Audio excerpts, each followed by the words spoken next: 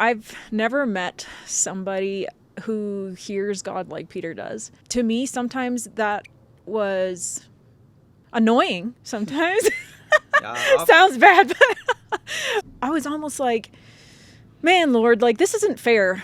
Why does Peter hear you all the time and I don't seem to hear you? And like, I, want to hear you too. Why do you talk to him and you don't talk to me? Like that kind of thing. And I think a lot of us can find ourselves there sometimes if we compare to other people.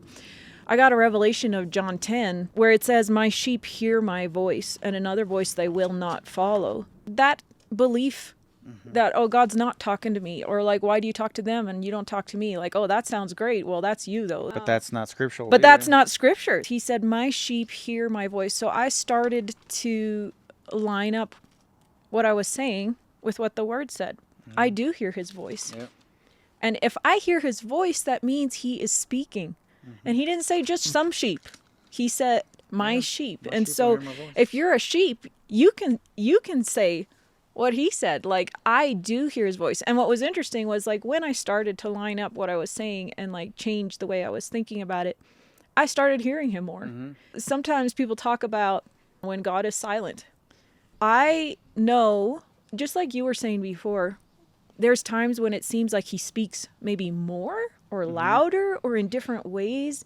And so again, if you do the comparison thing, then maybe it seems like sometimes he's speaking and sometimes he's not.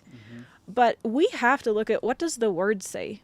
And I think that a lot of people think that God believes in silent treatment, but he doesn't. And this really often comes down to, like, religion wants to make everything hard.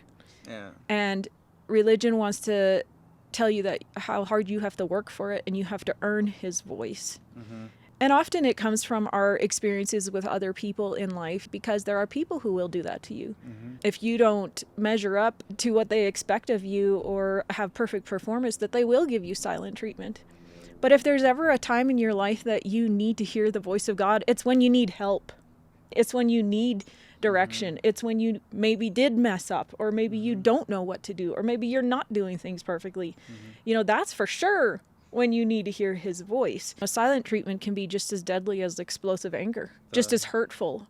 And we have to understand that God is a loving father, and he's not gonna, oh, well, you messed up, or you didn't do this perfect, so now I'm not going to talk to you. But that's what religion wants you to think it's like.